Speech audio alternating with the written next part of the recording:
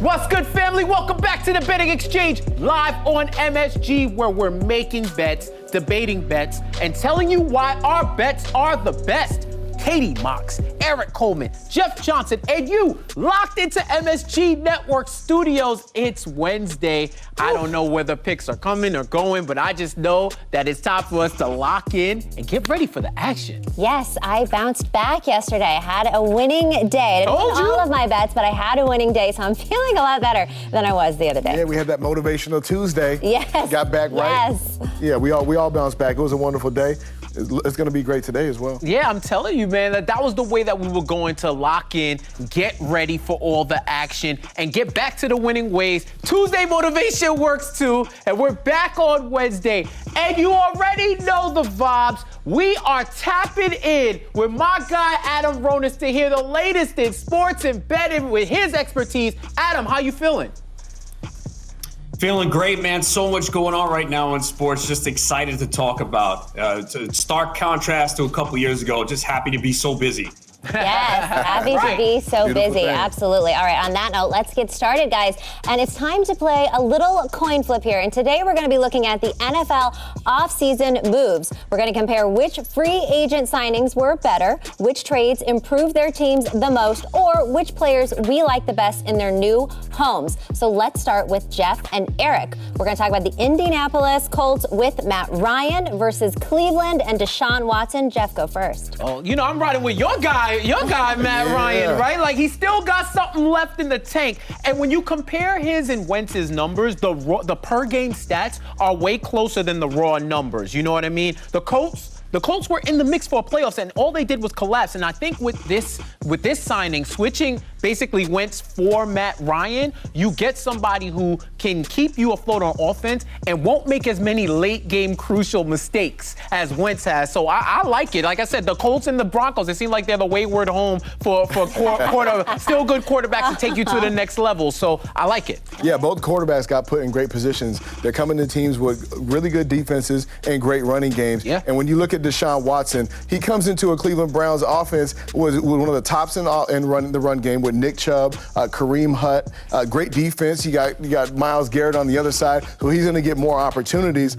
And the last time this guy played, he threw for 4,800 yards, 33 touchdowns, and only 7 interceptions. So he's going to take care of the football. He's going to give you opportunities offensively. I think the Browns are in a great position to thrive with Deshaun Watson as their quarterback. All right, good debate there. Adam, you and I are going at it at this one. We're talking about Davante Adams to the Raiders versus Amari Cooper going to the Browns. We'll start with you. Well, yeah, we know Davante Adams is a better player, but from a betting perspective, props market, this is huge for Amari Cooper. The Browns desperately needed a wide receiver. Now he pairs with Deshaun Watson, and he's never had high target shares in his career. 22.3% back in 2016 with the Raiders was his best. You know, Davante Adams is going to see his volume go down. He had a 30.8% target share last year, 33.9% in 2020. Rodgers forced the ball to him. It's not going to happen with the Raiders. Right now, Amari Cooper is the main man in town. You're going to see receptions, a lot of targets. So really good move here for Amari Cooper.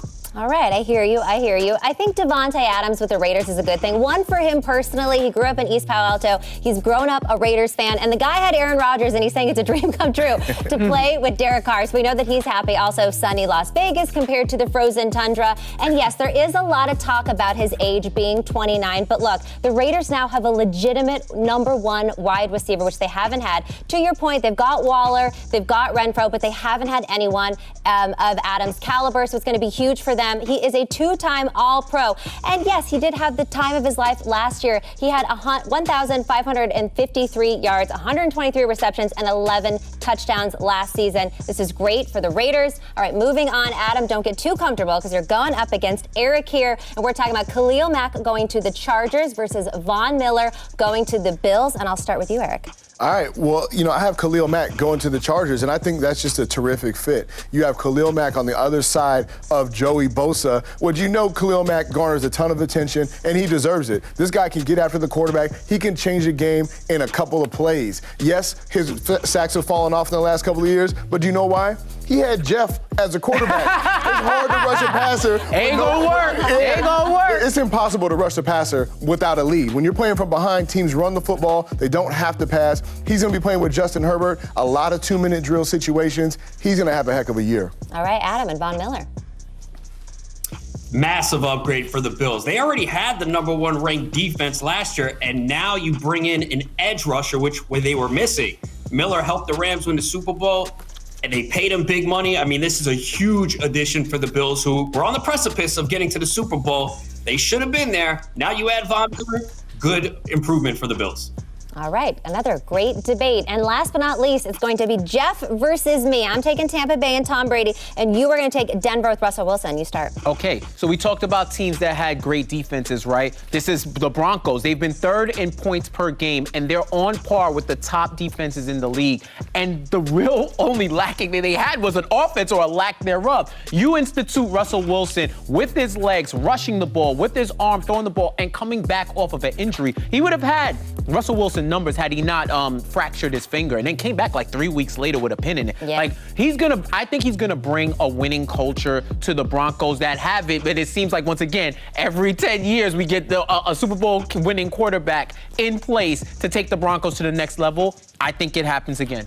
All right, and I like Tom Brady with the Bucs because really, what were the Bucs going to do without him? This is a huge relief for the Bucs organization. They had all of these unrestricted free agents that were likely all going to leave. Tom comes back on. We got Godwin coming back. Fournette's coming back. Likely Gronk is going to be coming back as well. And the good thing about Tom Brady is he actually serves as a GM too. Players want to play with Tom Brady. Whether you're a veteran, whether you're an unrestricted free agent or a rookie coming out of the draft, he's a magnet that pulls great players there, and the man wants to win, and people want to win with him. So, look, you got to say Tampa Bay is a contender yet again with Tom Brady, and they probably wouldn't have been without him. And that is going to wrap up our coin flip here. Hopefully, we helped you decide who got better in the free agency here. You know All right, it. everybody, you're watching The Betting Exchange live on MSG. Next up, it's the Big Bet Theory. We'll be right back.